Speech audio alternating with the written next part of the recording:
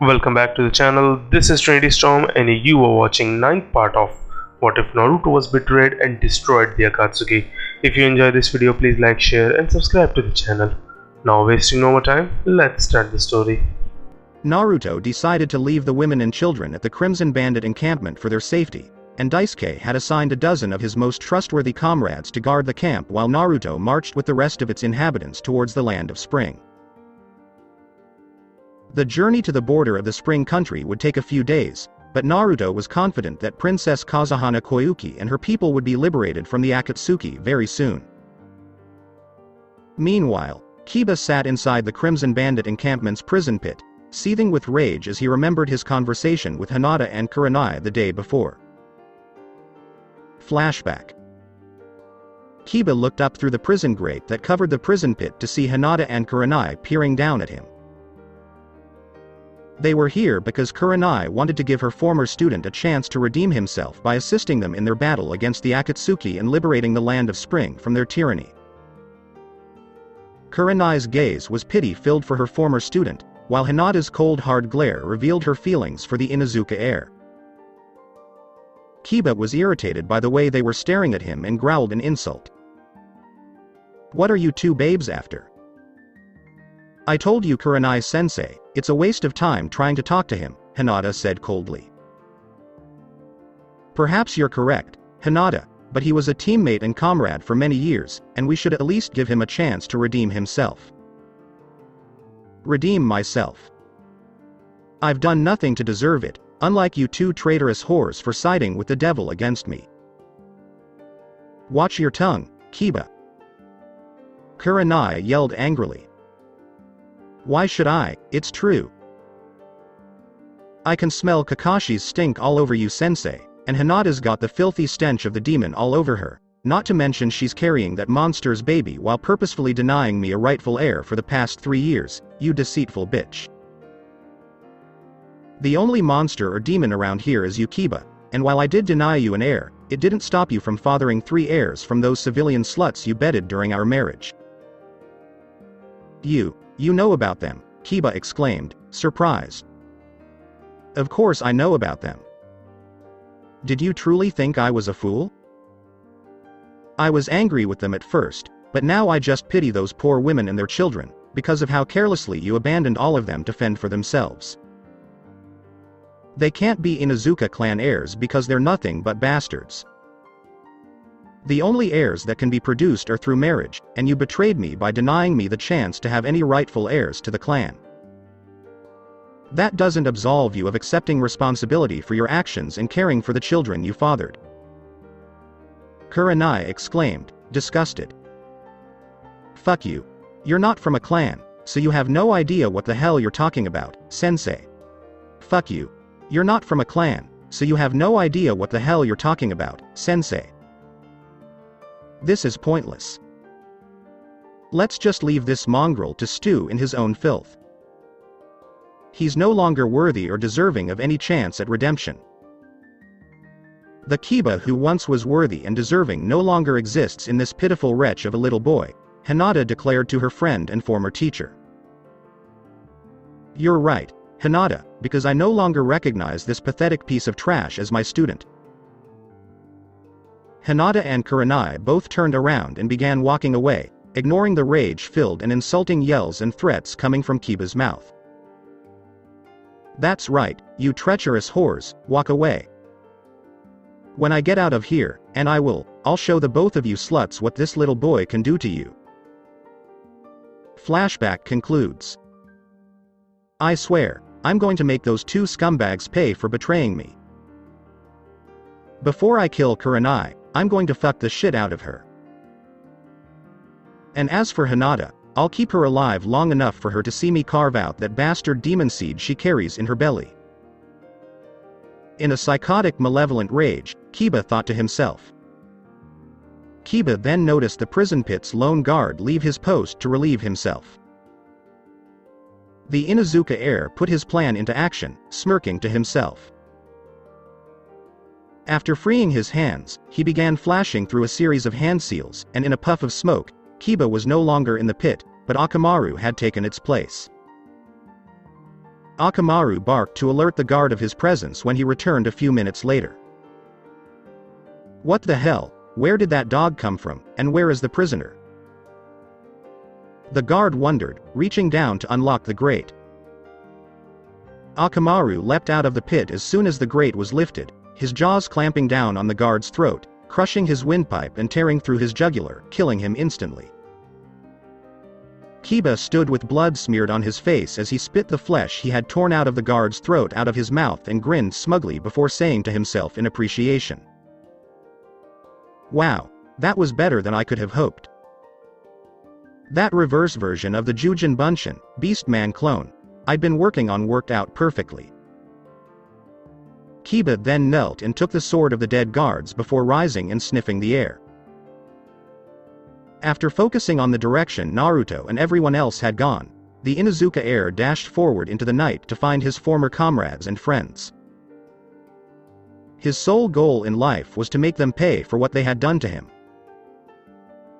Naruto smirked as he stood atop a hill, gazing through a telescope at Madara's Akatsuki army marching through a valley, before snapping the scope shut.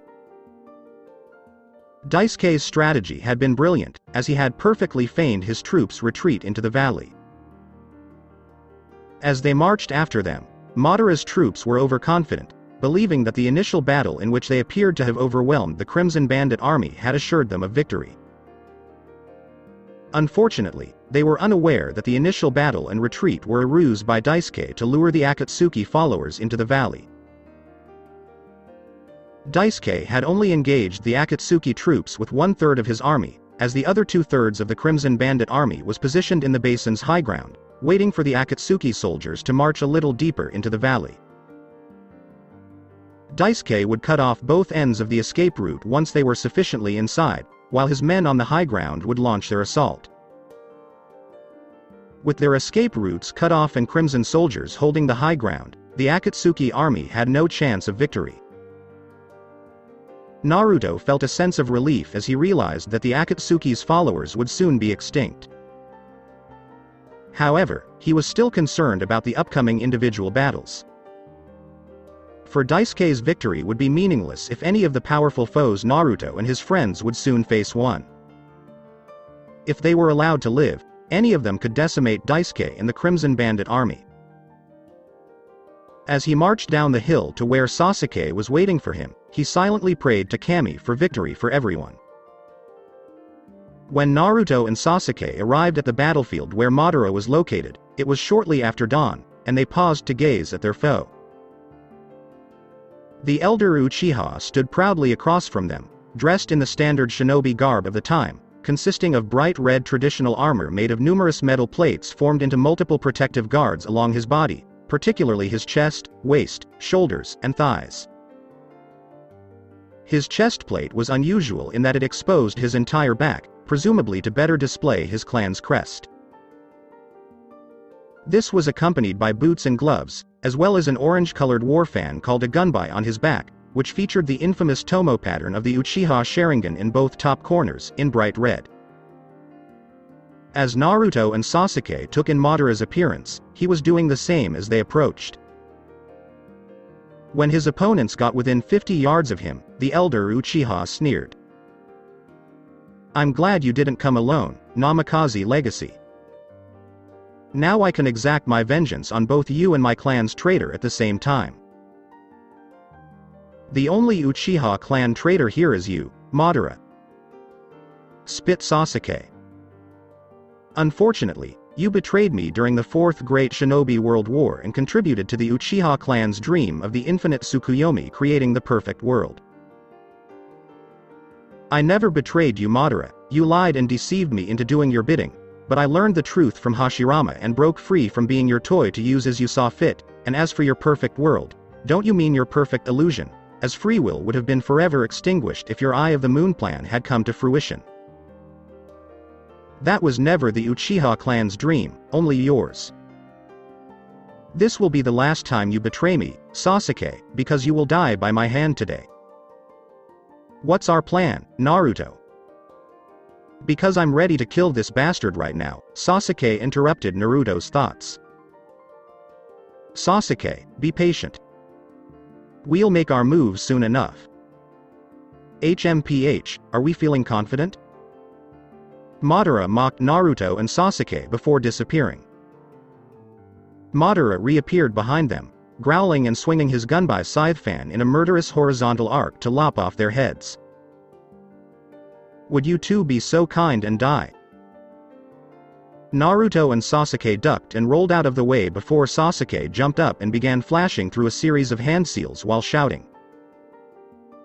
Gukakyu no Jutsu, Kaiten. Great fireball technique. Sasuke then blew a stream of fire towards Madara, which erupted into a large sphere of flames. What a pitiful strategy, Sasuke, do you think I'd be defeated by our clan's jutsu? Madara mocked before shushened away. Repusho. Gale Wind Palm Technique, Gale Wind Palm Technique. Naruto yelled before thrusting his arms forward, causing a powerful gust of wind to erupt from his hands and collide with Sasuke's fireball, causing it to expand and shift direction towards where Madara had reappeared. They're using a combination attack with Naruto's wind jutsu enhancing the power of Sasuke's fire jutsu. Very clever, Madara thought as he quickly went through some hand seals and called out. Goka Mekyaku no Jutsu. Says Goka, Great Fire Majestic Removal Technique. Madara then released a large wall of fire from his mouth, which traveled across the ground and collided with Sasuke's wind-enhanced fireball, cancelling out both fire jutsu. Naruto and Sasuke exchanged glances as they watched Madara counter their attack, and Naruto sighed before saying, well, Teme, it appears he'll be as difficult to defeat as he was during the Fourth Great Shinobi World War. Did you honestly believe it was going to be easier to take him down this time? No, not really, Naruto responded, flashing his trademark grin at his friend and comrade. I sincerely hope the two of you will put up more of a challenge than that. If not, killing both of you won't have the same satisfaction for me, knowing that I had defeated such weak and unskilled opponents, Madara asked insultingly. Naruto and Sasuke both flinched slightly at Madara's biting remark before Naruto unwrapped Zangetsu and Sasuke unsheathed Zabumaru. Sasuke inquired after the two Leaf Junin exchanged glances. Are you ready, Dobi? Alright, Teme, let's do this. They vanished in the blink of an eye, before the metallic clanging sounds of Zanpakuto colliding with a gunbai scythe fan echoed across the battlefield. As Eno sat at a table in the command tent, studying the file on Zetsu for the upcoming battle, her thoughts wandered to Shikamaru and the last 2 years she had spent with him. She'd seen his ability to think about 200 moves ahead on several occasions, and while his constant laziness was a sore spot, he'd made a conscious effort to teach her this ability to some extent. While he was still the superior tactician, she hoped she had learned enough to give her squad the advantage they needed to win this fight tomorrow. Akaku Madarame and Yumachika Ayasagawa, the 2 lieutenants assigned to her squad, were also present, Akaku standing against one wall with his sword on his shoulder and Yumachika sitting across the table from her, hands calmly folded, waiting for her to finish. Her first impression of the two was that they were complete opposites in personality. Akaku seemed like a smaller carbon copy of his commander, Zaraki Kenpachi, interested in fighting strong opponents to test his personal strength, even if it meant risking his own life. Yumachika did mention that he was the second strongest man in the 11th division, which indicated his strength. Yumachika, on the other hand, was undeniably the smarter of the two. He appeared to be interested in the file and her analysis of it, calm, cool, and calculated. But she could feel the same drive and desire to face strong opponents in battle beneath the surface. His demeanor bothered her. It was always the quiet ones she had to keep an eye on, she reasoned. And I'm going to fight these two. I'm not sure if that's a good or a bad thing. Damn it. She exclaimed before adding. Something is missing here. Just it's too incomplete. I'm sorry, Ino-san, but I'm a little confused. Those files are supposed to contain all of the intelligence we need to prepare for our upcoming fight, so why do you say there's something missing? Yumichiki inquired. Please call me Eno. The same goes for you, Akaku. We're all on the same team, so there's no need to be formal. It won't help us on the battlefield. No problem. All I care about is fighting a strong opponent. Nothing else matters, Akaku stated sternly. Eno returned to the file and expressed concern. And as for why I said that, I looked through this report, and at best it contains intelligence that I already knew from the 4th Shinobi War. Looks like his powers are limited in scope but backed up by huge chakra reserves. His biggest skill is the number of clones he can produce. Yumichika confirmed before asking, and one of the first and most basic principles we are taught is that overwhelming numbers can compensate for a lack of skills and techniques. How many clones did Zetsu create to fight against your forces during the previous war? Eno lowered her head solemnly and responded stoically. Around 100,000. Yumichika sat motionless. That was a massive number. Do you know how he managed to create so many clones for this war? Is it some kind of jutsu? Not to my knowledge, no. You can create clones, sure, but they usually can't do much on the battlefield other than information retrieval. Shadow clones have some solidity to them, sure, but they disappear when hit once. The Zetsu clones were just like the original, solid, brutal. You could cut off the legs and the thing would crawl toward you and attempt to take you out. Only headshots or hitting the heart worked. Who cares, numbers don't matter. I don't care how they die as long as they can. I'll fucking kill them all, Akaku declared emphatically. Eno looked at him incredulously before declaring firmly. It matters to me, dumbass. As an Anbu, we're taught that information is just as important as skill to ensure survival. I had an instructor at the academy once tell me, chance favors the prepared mind. The more prepared we are, the more chance is in our favor and the less we have to rely on luck to win the battle. And, the better my chances of surviving this battle. I'll prove my love and worth to Naruto-kun by demonstrating that I can protect him in the same way that he protects me. I just got him back, and I'm going to die before I lose him again, Eno said quietly to herself before adding. Besides, I still have to keep Forehead Girl the fuck away from him.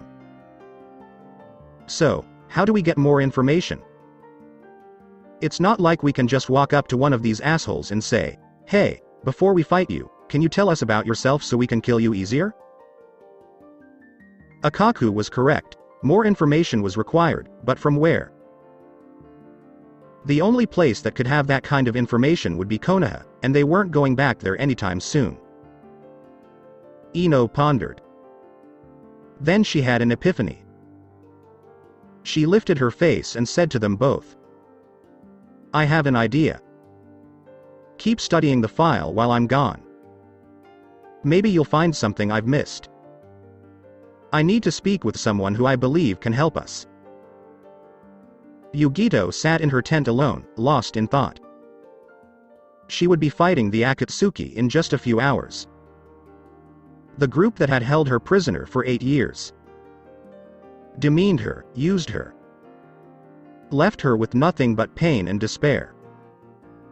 And she was ready for vengeance. Everyone else was poring over the files containing information on each member, but she didn't have to. She knew the Akatsuki's strengths and weaknesses as a captive. And I'll use it to my advantage in the most ruthless and lethal way possible. Outside her tent, Eno's voice interrupted her train of thought. Yugito, may I enter? I need to speak with you. Privately. Eno entered the tent and sat down after being granted permission.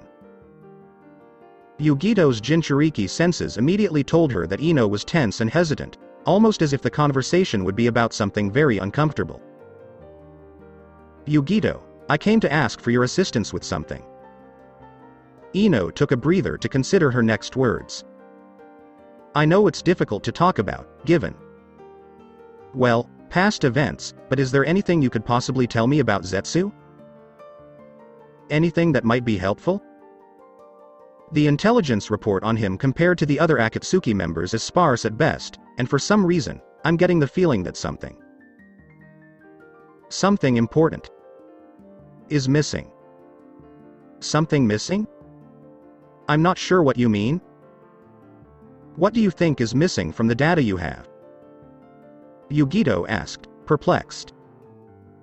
I'm not sure, but what's in the file is basically stuff we knew about from the Fourth Shinobi War.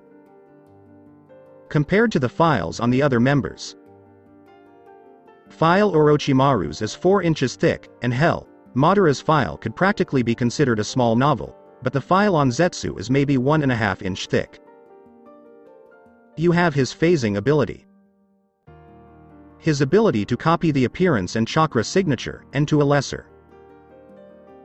Yugito was paying attention to Eno and the anxiety in her voice. She knew Eno had seen combat as an Anbu operative. She'd probably even killed. And, despite the fact that she knew the answer to her next question and where this conversation was headed, she asked it anyway. Eno, why are you fighting this battle? I'm fighting for Naruto-kun because he was kind enough to forgive me for the pain my betrayal caused him and give me a second chance with him, and I want to. And now you want to prove your worth to Naruto-kun in battle, and now that he's given you another chance, you're afraid of not coming back from this battle and the promise of a life with him, Yugito interrupted the blonde kunoichi. Eno responded by looking at her.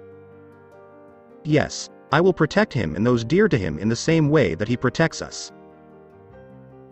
However, I also want them to pay for what they did to you and ensure that they never threaten you or Naruto-kun again. Yugito nodded and said, satisfied with the response. So, what exactly do you want to know? Anything that hasn't already been summarized. I don't want to bring up any unpleasant memories for you, but anything you can give me that will help my team survive would be greatly appreciated. Yugito sat thoughtfully for a few minutes, recounting every encounter she had with Zetsu during her 8-year imprisonment, before sighed and said, aside from what you've already told me, there's not much else to say. To be honest, while I despise all members of the Akatsuki and would like to see them all banished to the lowest pit of the 7th hell, my reasons for despising Zetsu are far less carnal than the rest. I'm not sure I understand what you're saying. What do you mean? Eno inquired, intrigued. I mean, Zetsu was violent, sadistic, cruel. But, while the rest of Akatsuki used me as their personal sexual toy, Zetsu never seemed interested. He just liked being sadistic, Yugito said, cocking her head to one side and adding. Now that I think about it, it could explain a few things about his ability to create clones. Did you see him make clones and the jutsu he used? It was not jutsu. Essentially, he gathered a portion of his chakra and split in two, creating a duplicate of himself. I believe Madara stated that his ability was passed down from the first Hokage. What? How so? That does not appear to make sense. Eno exclaimed, perplexed. Well, if I recall correctly, I once overheard Madara say that he created Zetsu using Hashirama Senju cells. He had some bloodline limit that apparently no one else could duplicate, and he desired this ability for himself. As a result, he created Zetsu solely for the purpose of harnessing this ability for his own use. Eno considered this, and then something clicked. She had what she needed, so she hugged Yugito and commented. Thank you. I believe you just provided me with what I was looking for. I need to return to my teammates and complete the mission briefing. Yugito, best of luck on the battlefield. I wish you a safe journey back. Yugito was unsure what information she provided that was so vital or important as she watched the young blonde kunoichi race out of her tent, but if it helped ensure that Zetsu died a slow, painful death, then everything I said was worth it. Yugito declared openly to herself. Eno returned to the command tent to find Akaku and Yumachika there, studying the file. Well, Yumachika was studying it. Akaku was still where he was when she left. Sitting at the table again, she inquired. You've now had a chance to review the file. Is there anything I missed? Yumachika sighed and made a remark. After careful examination, I must concur with your earlier assessment. His abilities appear to be minor, but his large chakra reserves will make the battle difficult. The main issues we must anticipate are his ability to duplicate his enemies and the large number of clones he can produce. Aside from that, we simply don't know how he does it. As you previously stated, it is not a jutsu, and the skill appears to be limited to him alone. As a result, it must be related to his ancestors and inherited through blood. Eno was impressed by his analysis and reflected to herself. It appears that I need to fill in the blanks based on what Yugito told me. She made a remark while looking at them both. I agree with you, but his ability has nothing to do with his ancestry or blood. Not in the traditional sense. If what I've been told is correct, Zetsu does not create his clones with jutsu. I believe he makes clones by growing them. Akaku and Yumachika exchanged puzzled glances before returning to her question. Would you mind repeating that? As I previously stated, he grows clones. Madara created Zetsu from the cells of the first Hokage, Hashirama Senju. He possessed the skill of Mokuton, wood release, a combination of earth and water elements, and Zetsu is growing clones using the same method. He's basically a plant that uses an accelerated growth technique to create clones.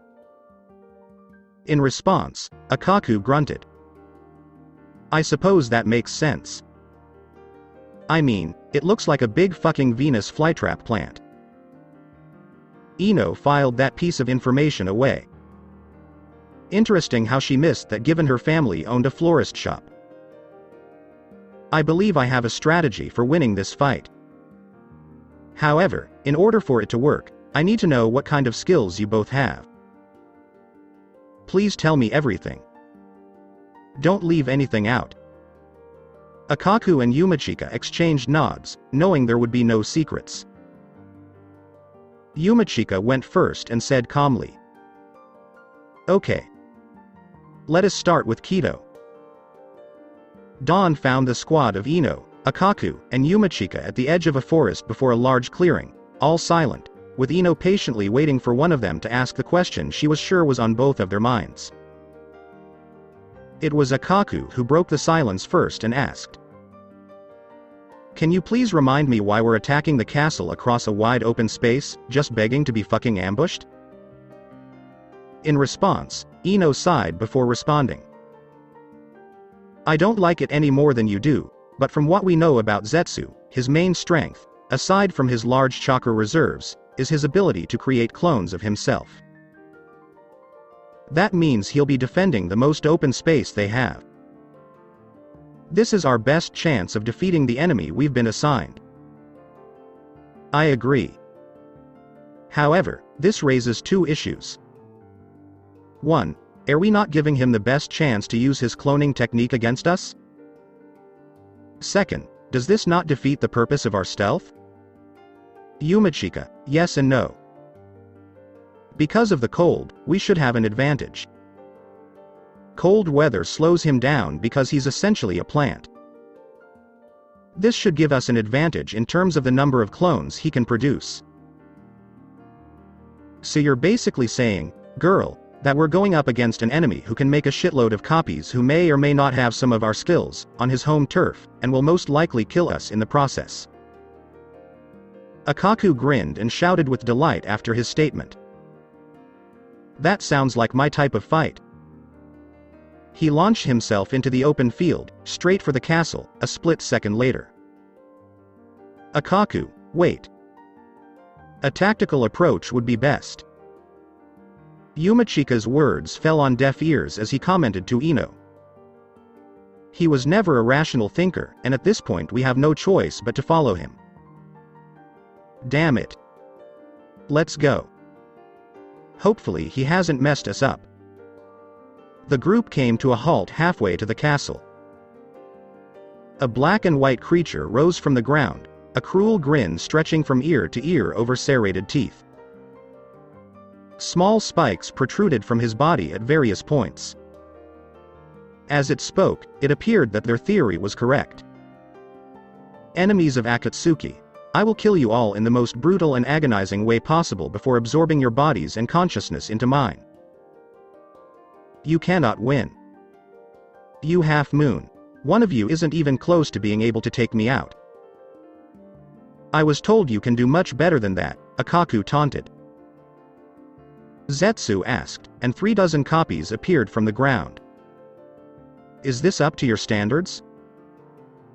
They all drew their swords calmly, waiting for the clones to charge. Akaku screamed with delight, breaking out in a smile eerily similar to Zetsu's. That's much more like it. Eno wondered if she had underestimated their opponent as the battle raged on. She danced between her opponents, using everything she'd learned in Anbu, combat instincts kicking in and subconsciously controlling her actions.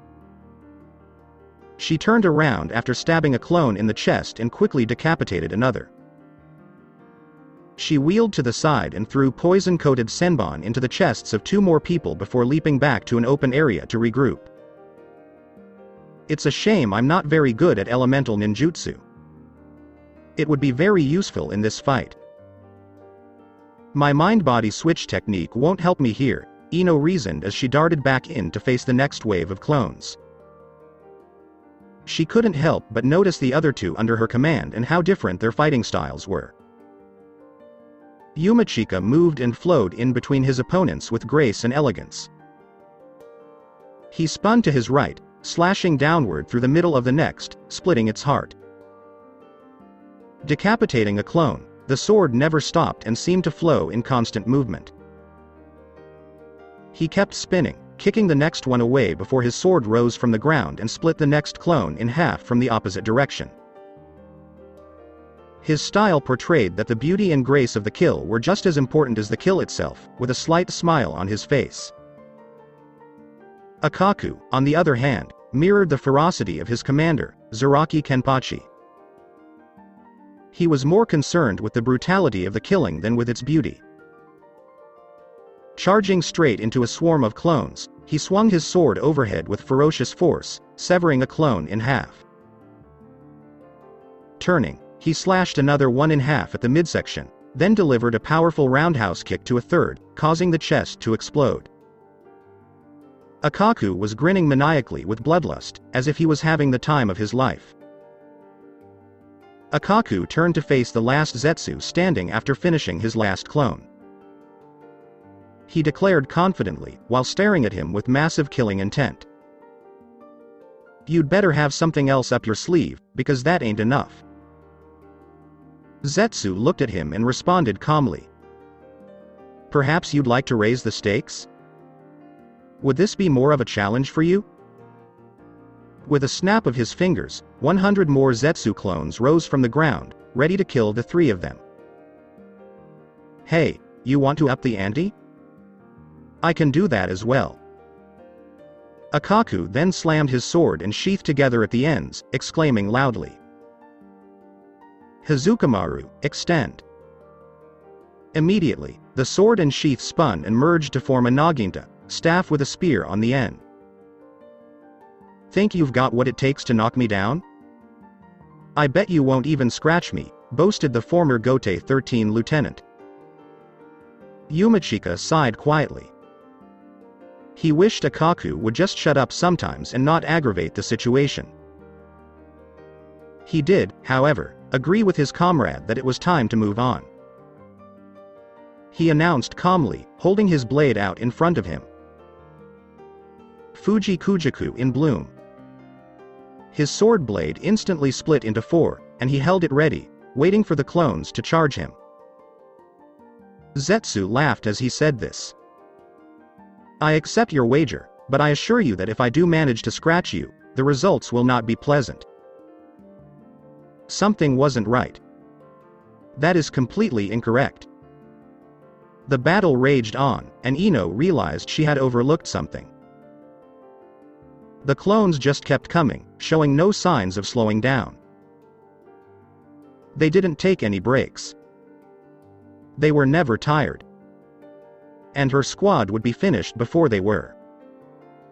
As Akaku and Yumachika continued to fight, she wondered how he was still cloning in this cold. The ground was snow-covered, and the temperature had to be lower than freezing. One thing she knew as a botanist from working all those years in her parents' floral shop was that plants hate cold. They go into hibernation. They do die occasionally. They cannot, however, grow or reproduce in sub-zero temperatures. But the clones just kept coming. Faster and in greater numbers. What did she overlook? As the battle raged on, Eno had little time to think about it.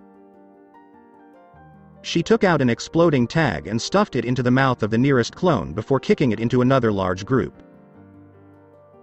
The tag exploded while making a ram sign, taking several others with him.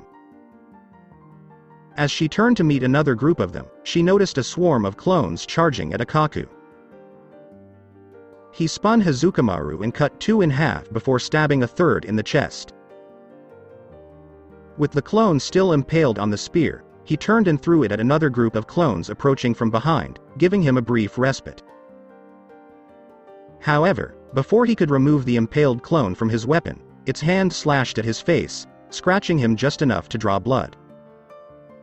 All of the remaining clones jumped back and regrouped around the fallen clone, as if that was what they were waiting for.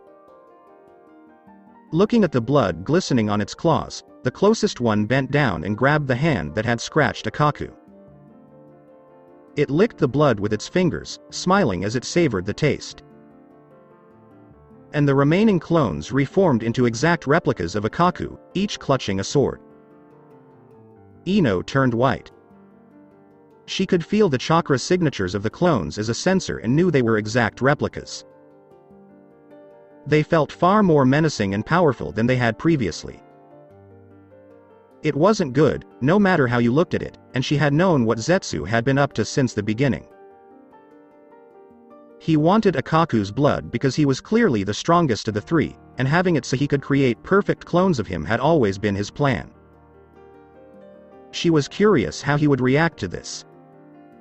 Surprisingly, Akaku laughed. I guess you finally realized that the only person who can beat me is me, huh? You better bring your game, 'cause I haven't played my trump card. And you're still gonna die.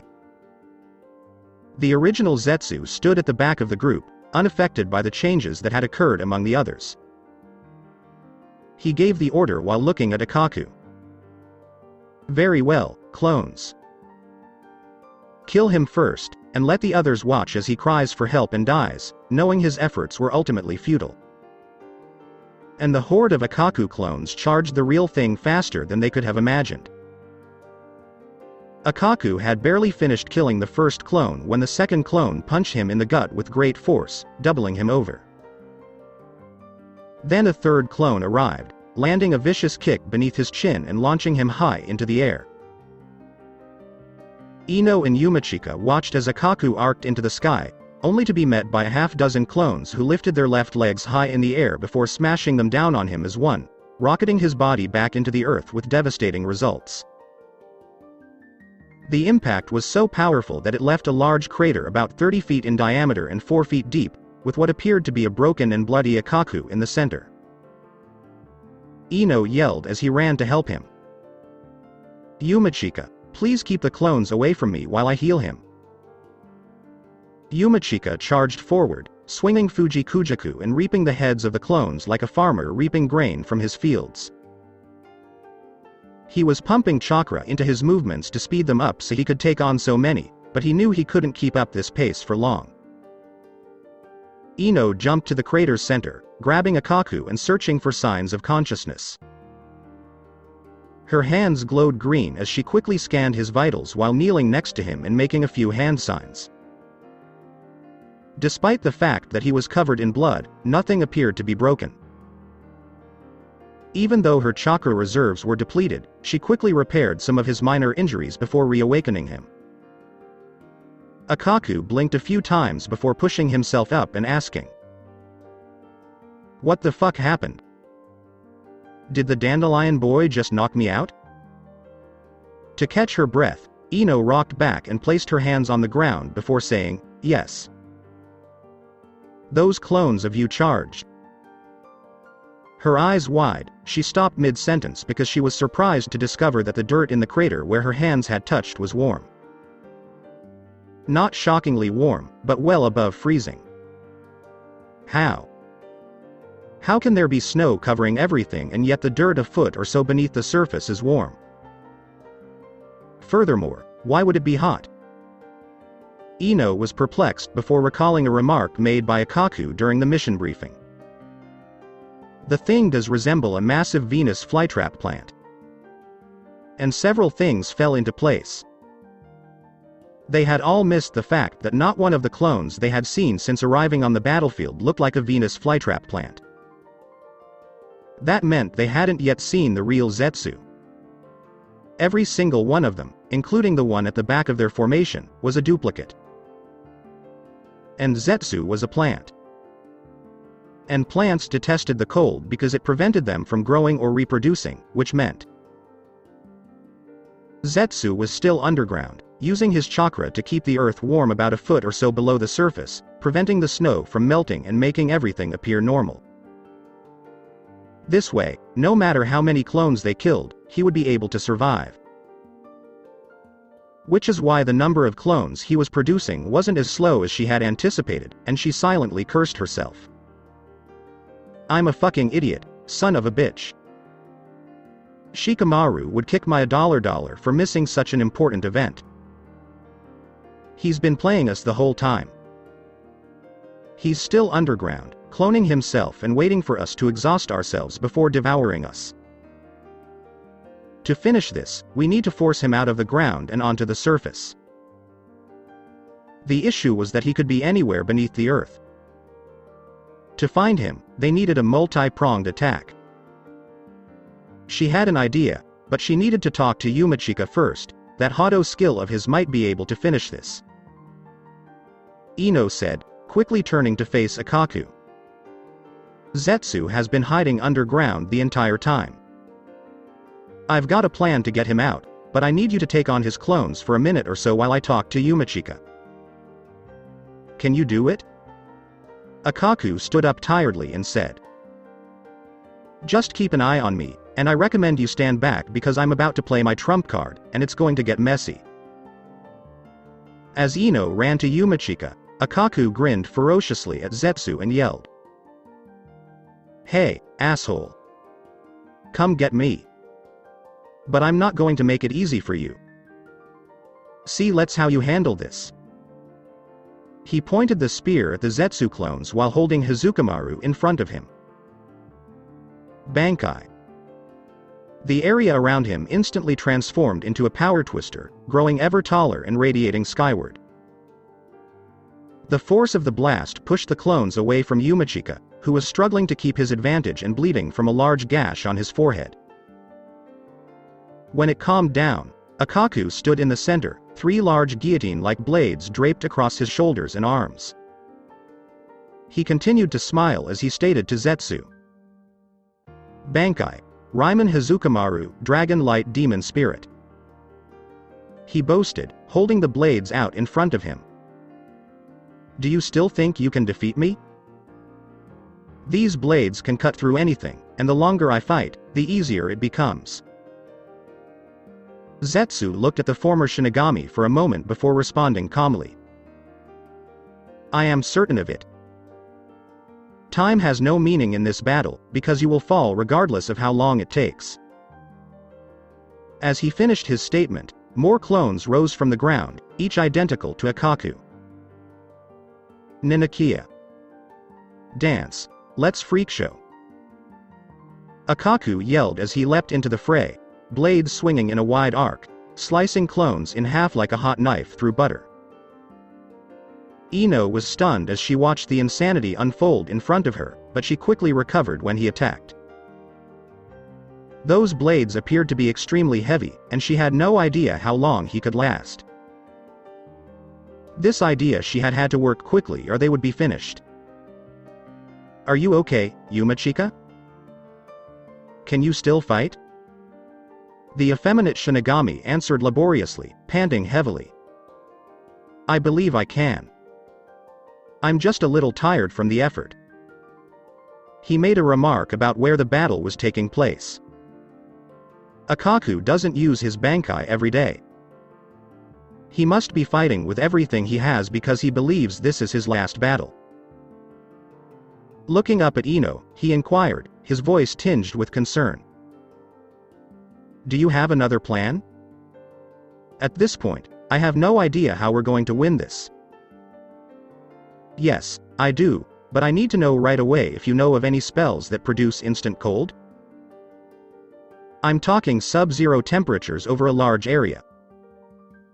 Yumachika paused for a moment before responding.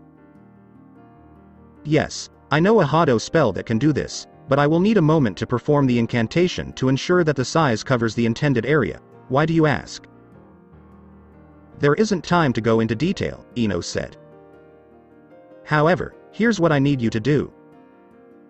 Akaku was getting tired, but he didn't show it. Even though Hazukimaru's Bankai state allowed him to cut through anything, it was extremely heavy and quickly exhausted him.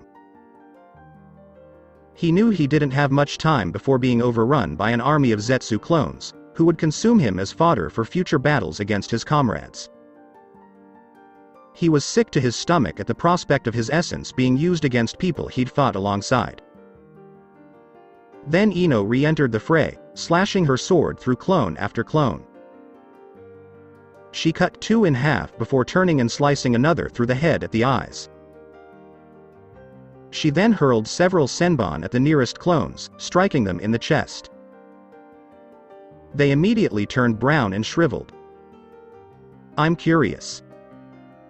What did you do with those senbon? I haven't seen you use them in the fight before now, and they appear to have a rather strong poison coating them. I thought I was immune to such. Zetsu laughed. Not poison, herbicide. I'm a botanist. My parents own a flower shop.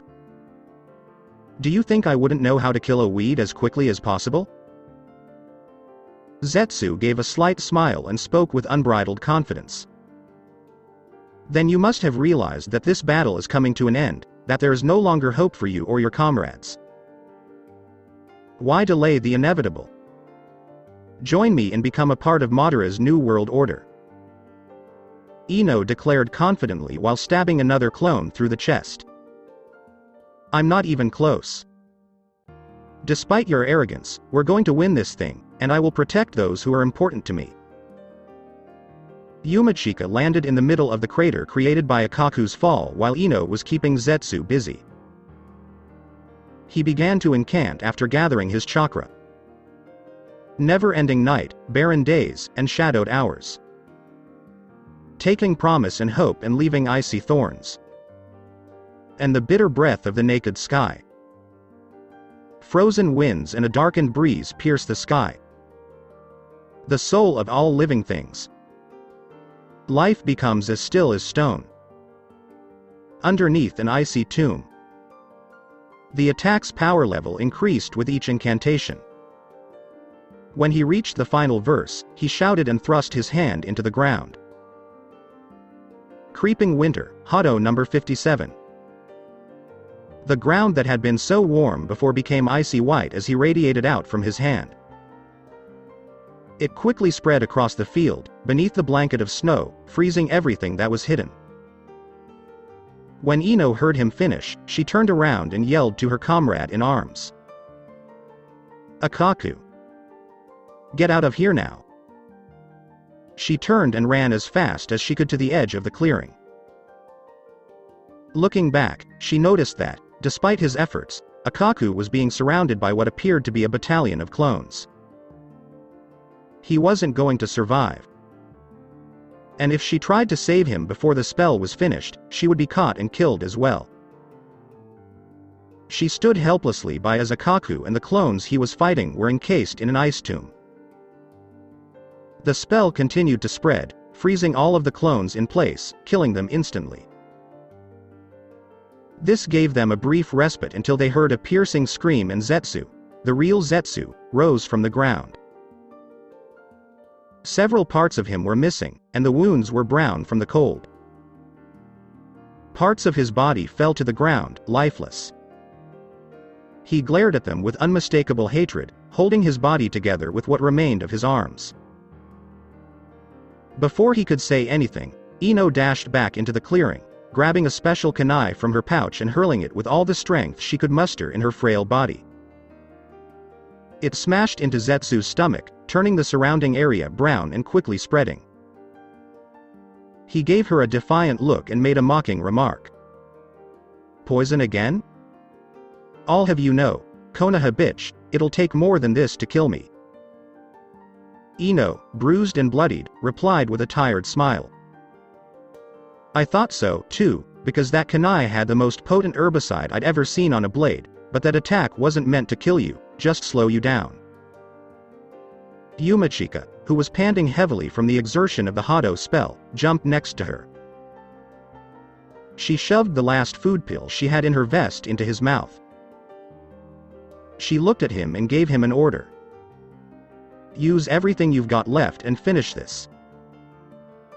Yumachika walked forward out of the crater, gaining strength from the food pill, and stood staring at Zetsu. He announced, lifting his sword and closing his eyes. "Rurouni Kujaku, split and deviate." Hundreds of vines erupted from his blade and shot out towards Zetsu. He had no strength to avoid being ensnared because he had been poisoned. Struggling was pointless because he couldn't move or phase through them. As he stood there watching, the flowers on the vines began to bloom, and he felt his body gradually weaken. Zetsu felt something he hadn't felt in a long time. Fear. "What exactly is this, and what have you done? Do you see the flowers? That's your soul power in there. Your essence. It's what accounts for your very existence. As the flowers grow, they'll steal more power from you. Struggling will only make the vines tighter. Any power you use will only make these flowers bloom faster. And when these flowers bloom, they'll have absorbed your essence. And your life, such as it was, will come to an end, Zetsu." Yumachiki explained to the dying Akatsu. Zetsu's vision darkened as he looked at them. As his life force dwindled, all he could do was listen to Eno's final words as she watched him take his last breath. "No despair as you wither and die, Yugito, Akaku, and Naruto. Farewell, Zetsu. May you rot in hell forever." Both Eno and Yumachika sighed as they watched the plant-like Akatsuki member die.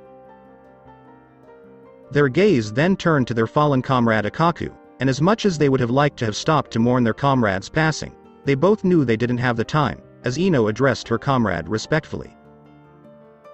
"Yumachika, I'm sorry about your friend.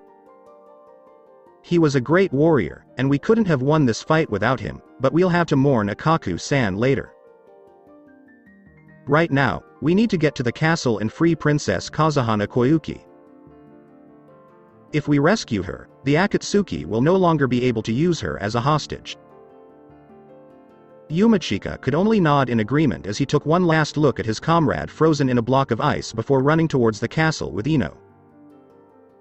Sasuke raised his Zanpakuto and yelled as he swung it forward. "Zabumaru, howl!" His normal-sized katana instantly transformed into a segmented blade with a pick-like protrusion on each segment. The Uchiha then swung his newly modified blade in an arc above his head, and Madara noticed that the sword seemed to elongate due to the stretchable threads that gave it the pliability of a whip. This whip-like blade flew forward at breakneck speed towards the elder Uchiha, striking him in the chest, causing the ground to shake and dust and debris to fly in all directions. That finished him, Sasuke said, sighing with relief. Once again, foolish kin. Madara growled as he appeared behind Sasuke and unleashed a lightning-fast swing with his gunbai. When the bladed fan sliced through Sasuke's back, a searing pain shot through his entire body, causing him to hiss and leap away cursing. What a jerk. Madara was about to continue his attack on Sasuke when he heard Naruto shout above him. Tenshi Getsuga. Naruto's Zanpakuto cut through the air in a downward arc, releasing a crescent moon wave of spiritual energy from the tip of the blade, magnifying the slash attack as it flew forward towards Madara. The attack narrowly missed Madara by a fraction, as he barely shushed away in time, and the strike created a massive cloud of dust in the air. Naruto landed next to Sasuke and helped him to his feet, concerned. How badly have you been hit, Teme? I don't think it's too deep a cut, Dobi. Well, you were the one who chastised me earlier for thinking it might be easier to take him down this time, and then you go and let your guard down thinking you had nailed him. Okay, I don't need your reprimand to know I messed up. As both Sasuke and Naruto returned their attention to Madara, who was brushing dirt off his armor, Sasuke inquired. What do you want to do now? We tried using our Kenjutsu skills to take him down, but that didn't work, and now he's evading the Shikai powers of our Zanpakutos with relative ease. Should we activate our Bankai? No, not yet. I know it appears that we're at a standstill with Madara, but we need to wear him down a little more before we use our Bankai trump cards on him. Okay, I can't argue with that plan, Dobi. I just hope the others do better in their fights than we do against Madara. Stay focused, Teme. We can't afford to think about the others right now. We just have to trust that they'll be fine, because their fights won't even matter if you and I lose our battle against this bastard. Because if we don't win this battle, then Madara can take everyone else out in a heartbeat by himself, Naruto said sternly, but concernedly. Alright, let's start round 2. Before he and Naruto vanished and resumed their fight against the former Uchiha Patriarch, Sasuke declared confidently. Damn it! Cursed Sasuke openly as he dodged yet another powerful Kaiten jutsu from his elder kinsman. Looking over at Naruto, he noticed that his friend was also being forced to do the same thing. Their battle with Madara had been one of attrition, much to the chagrin of the elder Uchiha, who was gradually but steadily losing the fight. However, Madara would not be defeated so easily and had sought refuge within his own Susanoo defense as Naruto and Sasuke gradually wore him down during their battle against him. Madara boasted to the two young shinobi that his Susanoo was unbeatable in terms of power. Unfortunately, this appeared to be the case, as Madara immediately put Naruto and Sasuke on the defensive when he invoked the infamous Uchiha technique. This is why, after surviving several close calls against the elder Uchiha while protected and attacking in his Susanoo form, Sasuke signaled Naruto and both of them shushed away from Madara to quickly formulate their next strategy against him, as Sasuke asked. What do we do now, Dobi? Your plan of wearing him down was working until he called upon his Susanoo technique, and now he's practically unbeatable. There you go, Teme, bragging about some ostensibly unbeatable Uchiha technique. Instead of sitting there whining about it, why don't you activate your own Susanoo to assist us in defeating the old bastard and his technique? I'm not sure, my Susanoo is powerful, but it's nowhere near as formidable as Madara's. Then I guess we'll need to add something to your Susanoo to boost its attack power. Sasuke watched in awe as Naruto summoned several shadow clones who immediately began gathering natural energy for him and then dispersing to transfer their energy to him. Meanwhile, Naruto turned to face Sasuke, who exclaimed when he noticed his friend's eyes had reddish-orange pigment markings around them and horizontal, golden-slitted pupils, demonstrating his mastery over his sage form, as he explained to the young Uchiha. Sasuke, I need a little more time for the clones to gather natural energy for me before they disperse so that I can transfer the energy to Sage Chakra. What will you do when you have enough Sage Chakra? I'm going to make a Sage Art Odama Rasengan, but first I need you to activate your own Susanoo technique and hold off Madara for a few moments, and then we'll hit him with a combination Susanoo and Rasengan attack. Maybe a combined attack using two of our most powerful techniques can put a dent in his Susanoo. Alright, I'll do my best to keep Madara at bay, but don't make me wait too long. With a nod from Naruto, Sasuke sprinted forward, activating his Mangekyo Sharingan, and a moment later he was surrounded by his own Susanoo technique. Madara charged forward in his Susanoo form, but had to stop and raise his technique blade to block an arrow fired by Sasuke's technique. To keep Madara at bay, the younger Uchiha began firing arrows in rapid succession. Unfortunately, Madara was still moving forward, albeit slowly, as he blocked or dodged Sasuke's arrows.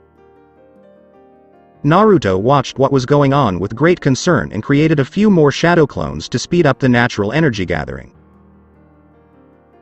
After a few minutes, Naruto felt his clones had gathered enough energy, so he dispersed all but one of them, and the two of them began the process of creating the Sage Art Odama Rasengan. He yelled once he and the clone had formed the massive Rasengan to sufficient size and power. Let's go, Sasuke. Madara was temporarily distracted by Naruto's cry, and Sasuke fired 3 arrows from his Susanoo Mangekyo Sharingan defense in quick succession. Due to his brief distraction, Madara was only able to block the first arrow from Sasuke, but not the second, which dislodged the Susanoo sword. Before the blade could be recovered, the third arrow struck Madara's Susanoo in the chest, followed a fraction of a second later by Naruto's Sage Art Odama Rasengan. As Naruto unleashed his massive Rasengan, he hoped that the combined attack with Sasuke would be enough to kill or injure Madara. Because if it didn't, Naruto knew that summoning 2 of the most powerful attacks in his and Sasuke's arsenals would significantly deplete their chakra levels. The resulting explosion from the joint attack sent a small mushroom cloud of debris into the air, which could be seen, heard, and felt for miles around them. The scenery had changed dramatically in what was once a snow-covered wasteland.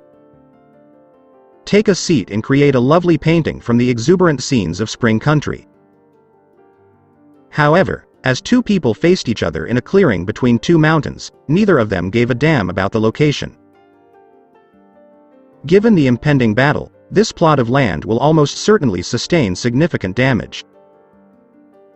Kakashi was looking at his former genin teammate and best friend in front of him with both hands in his pockets.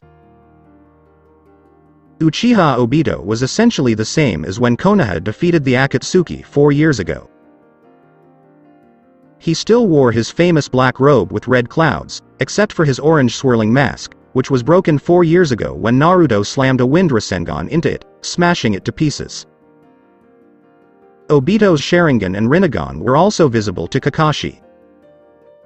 Everything appeared to be the same as before, so Kakashi deduced that his opponent's skills were the same as before, which was quite a lot.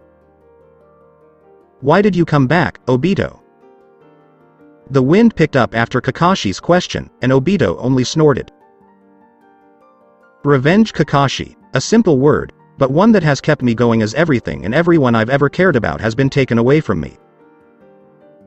Kakashi just stared at Obito, his eyes carefully matching his. Of course, Kakashi understood what Obito was saying. In fact, he knew to whom Obito was referring. Obito had been a fan of their third teammate Rin since they were genin, and he remained so even after his presumed death at the hands of Iwagakure. Kakashi also remembered the incident that shaped his best friend into who he is now. His professionalism was insufficient to keep Kakashi from remembering what happened a long time ago when a Junin army from Kirigakure cornered him and Rin. Despite seeing his old teammate again and knowing that what happened back then was not his fault, Kakashi couldn't help but accept responsibility. What happened with Rin back then? Kakashi began, but Obito abruptly cut him off. I don't care what you say, Kakashi. You and I have already had this conversation. I know damn well what happened on that day. I was there, remember? Above all, when I died, I met with her again and she told me the truth. This is why I hate you for assisting in the destruction of Madara's infinite Tsukuyomi plan for the world. After hearing this, Kakashi's only visible eye widened as he looked at his long-lost friend in the eye, before Obito cried out in a pain-filled and sorrowful rage. It's not fair. Rin didn't deserve to be captured by Kirigakure and have the Sanbi sealed away inside of her. She didn't deserve that her body wouldn't be able to restrain the beast for long and that Kiri intended for the beast to be inside Konoha and destroy just like the Kyuubi. Obito's voice grew louder with each sentence, while the deceased Uchiha remembered how enraged he was when he witnessed the event. Say something to me, Kakashi. Junin, the scarecrow, raised his head from the ground, waiting for Obito's words. Do you recall what I asked when I gave you my Sharingan eye? Of course, Kakashi remembered. He'd recited it almost every day in front of the Hero Stone. I told you to keep an eye on her and protect her from harm, but you didn't, so I've received a blessing from Madara-sama for another chance to exact my revenge, so brace yourself, my old friend. When Obito used his space-time ninjutsu and vanished from his usual position, Kakashi flinched. Kakashi waited for the attack, which came when Obito appeared a few meters behind him, throwing windmill shuriken. Kakashi wasted no time, finishing a short series of hand seals at speeds that surprised Obito before slamming both hands on the ground. Kakashi discovered this after witnessing Itachi perform hidden from view hand seals. It was quite ironic how Uchiha would perform a specific move in order to keep the Sharingan from fully anticipating it. Doryuheki Doten, Earth Release, Mud Wall Technique. The massive shuriken onslaught hit the Earth's wall, and Kakashi wasted no time closing the distance to Obito and engaging in taijutsu. Obito always preferred mid to long-range techniques and abused his spacetime ninjutsu far too frequently. Kakashi attacked again as soon as he passed through Obito. He had learned about Obito's fighting style and was thus able to attack at the same time when Obito reappeared to hit him. Kakashi thus collided with Obito's stomach, sending him skidding a few meters. Junin, the scarecrow, continued forward with the same strategy until his gut told him to stop just as Obito lifted his right arm. Sashiki no Mokuton Jutsu, Wood Release, Cutting Technique. When wooden sticks appeared out of Obito's arm and pierced Kakashi's chest, his eyes widened. He had no idea Obito was capable of using Mokuton. Obito's mouth twisted into maniacal glee as he savored the death of the one responsible for Rin's death. Obito was so certain of Kakashi's death that he ignored the slight movement of earth behind the mud barrier Kakashi had earlier created. Obito was fried when the Kakashi he stabbed was suddenly engulfed by thousands of bolts. Kage Bunshin no Jutsu Raiden Kage, Lighting Release, Shadow Clone Technique. The real Junin stood by, watching Obito struggle with the pain that had engulfed him. Obito was undoubtedly unaware that anyone could attack him in this manner. To use this technique, Kakashi needed to form a direct link with Obito, so he had to face his old friend's attack head-on. Obito's body was extremely weak against lightning because it had been mixed with one of the Zetsu. Obito stood up from the ground, trembling, when the lightning current stopped. He narrowed his eyes as he looked at Kakashi. He extended his arm once more, and much to Kakashi's surprise and memory, he was suddenly drawn towards his former teammate. Nagato used the same strategy when he attacked Konoha 4 years ago. Obito used his space-time ninjutsu to launch a barrage of kunai at Kakashi. Kakashi quickly lifted his headband and sent the kunai to another dimension using his Mangenkyu Sharingan. He then summoned a Cage Bunshin and proceeded to go through hand seals. Raiden no Jutsu, Lightning Release, Current Technique. As he flew towards Obito, Kakashi and the clone formed a chain of lightning, forcing him to abandon his attack and simply allow Kakashi to pass through him. Kakashi faced Obito for a while after dismissing the Bunshin, his Mangenkyu Sharingan still activated. Years ago, after defeating Akatsuki, Kakashi decided to extend his time with the Mangenkyu activated. He could see how different Obito was now when he looked at him with his Sharingan. Because his Mangenkyu is identical to Obito's, Kakashi could see the dimension rips. As a result, he could predict when Obito would use his space-time ninjutsu. You've improved since the last time, Kakashi, but even if you did find a way to kill me, you forgot that I was already dead. Kakashi scoffed and stated after narrowing his brows at Obito's statement. Your attempts to prolong the fight are futile, Obito. I know how the Edo Tensei works. Kakashi charged at Obito with his right hand focused on the Reikiri. Obito used hand seals before combining his space-time ninjutsu with fire manipulation. He hurled a massive vortex of fire at Kakashi, but the Scarecrow Junin simply dodged the incoming flames and continued on his way. He increased his speed when he noticed Obito initiating the space-time ninjutsu. When he delivered the blow, he was able to sever Obito's arm before it regrew due to the Edo Tensei. Kakashi cursed his second postponement. I see. Your Mangenkyu Sharingan tracks my real movements. After all, you and I share the same eye, but Kakashi, you cannot kill me. Can I give it a shot? Asked a strange feminine voice before Yugito appeared in her second transformation, unleashing a concentrated Bijudama on Obito. Kakashi jumped away immediately as the attack landed squarely on Obito and carved a massive hole in the once beautiful valley. Yugito looked at Kakashi and nodded before proceeding to the other fights. Kakashi nodded and focused on his Sharingan to see if Obito was in any way damaged. If he was to seal Obito's body afterward, Kakashi wanted to accompany the attack.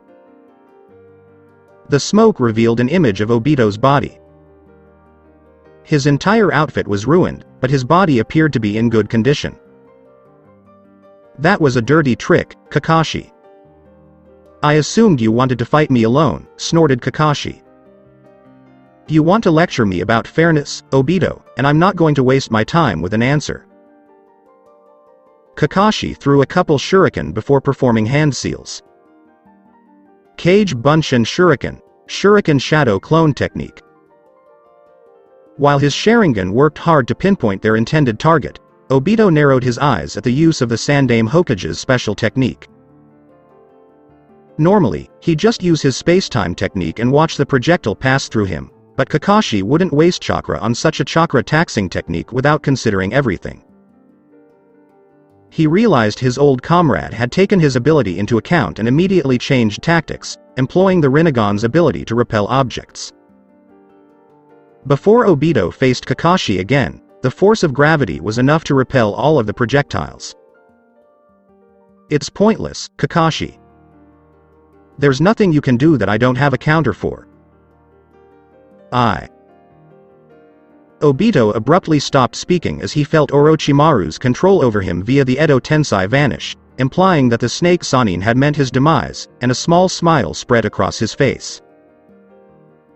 Orochimaru's death couldn't have come at a better time, as Obito was about to unleash the Rinnegan's Berserker state, which allowed him to always defeat a much stronger opponent. And, as powerful as Kakashi was, Obito doubted that even he could withstand such an attack, and he was relieved that he no longer had to use it. He'd never wanted to return to the world of the living, let alone fight Kakashi again. All Obito wanted was to return to the afterlife and, if Kami allowed it, be reunited with Rin. When he returned his attention to Kakashi, he discovered that his movement was restricted. He narrowed his eyes in appreciation of Kakashi's little trick. Obito was irritated by what he saw because he couldn't believe Kakashi would use this on him. As he felt his entire chakra capacity drain from his body, the veins in his eyes threatened to bulge as he looked down in pity at Kakashi. Kakashi used a shuriken laced with a specific Fuinjutsu formula for the shuriken cage bunshin. The projectile would land close to the enemy and ensnare him, not only binding him but sucking all of his chakra. Obito was irritated because of the person who had invented this technique in the first place. Even though the Yondaime Hokage was well known for his Fuinjutsu, Rin was the only one of his students who was actively interested in learning it.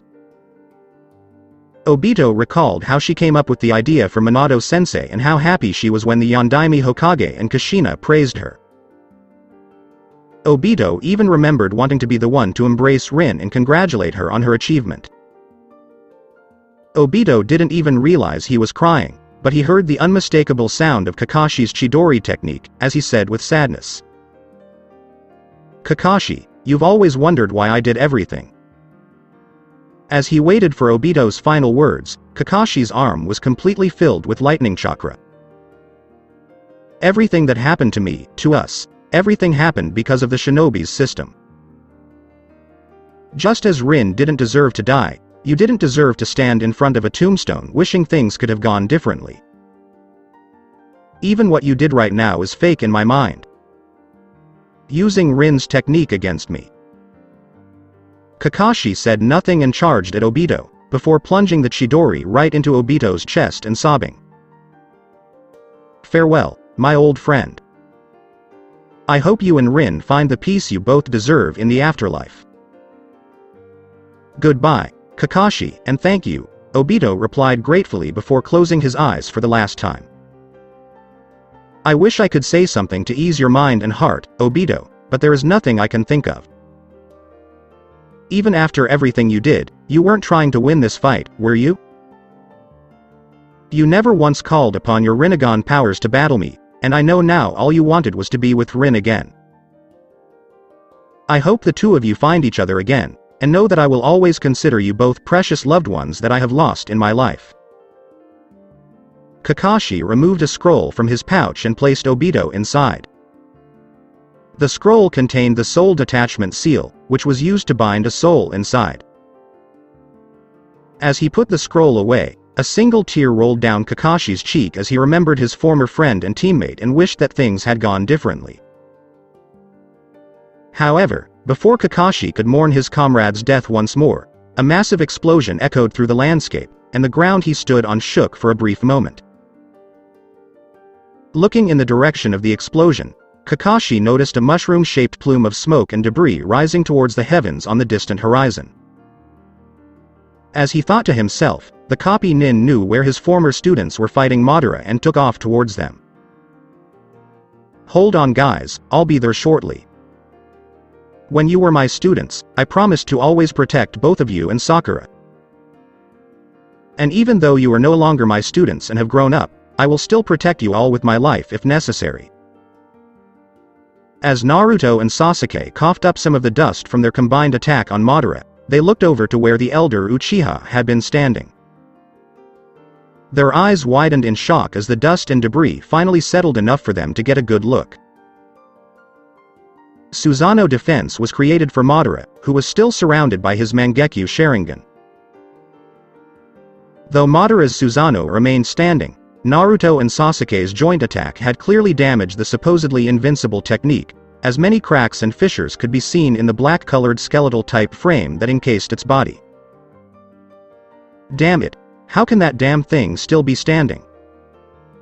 cursed Naruto. "I told you Dobi, Madara's Susanoo was freakishly powerful," replied Sasuke. "Yeah, it still appears that we damaged it Teme. Perhaps if you hit him again with one of your Susanoo arrows, you'll finally bring that behemoth down."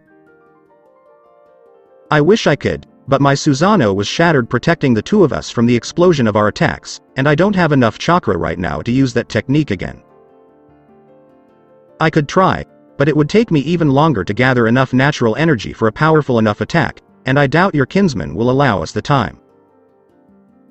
Madara's voice rang out across the battlefield. You're right.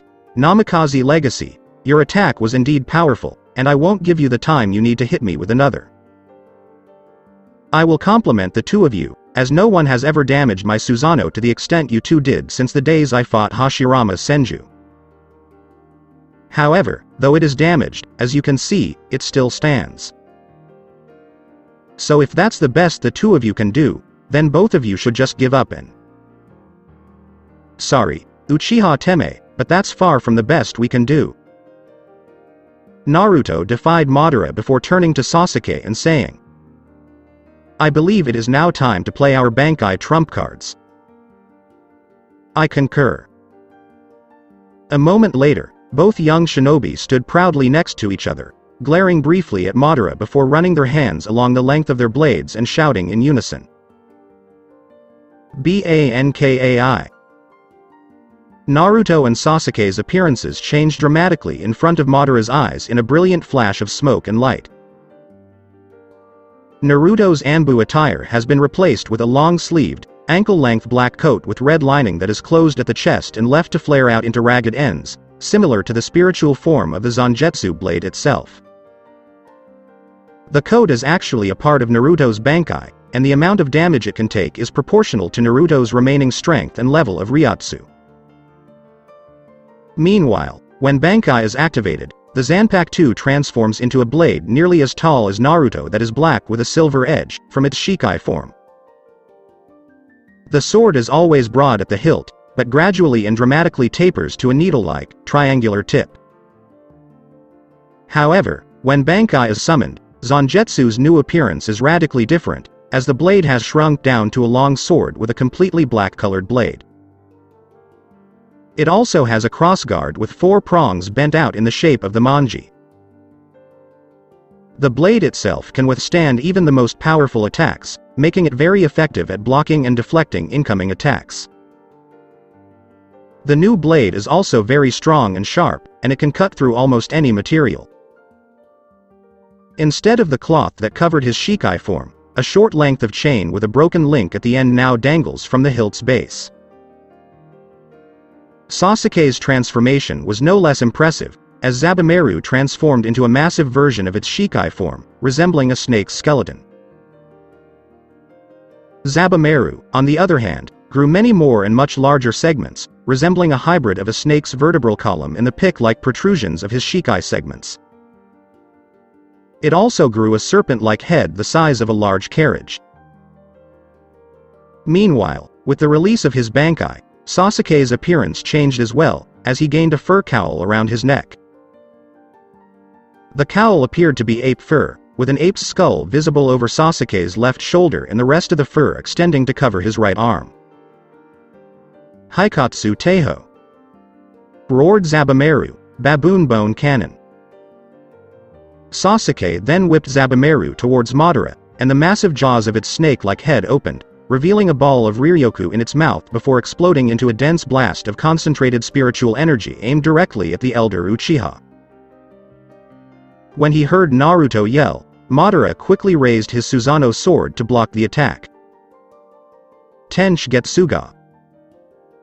Naruto's Zanpakuto sliced through the air in a downward arc, releasing a crescent moon wave of spiritual energy from the tip of the blade, magnifying the slash attack as it flew forward towards Madara.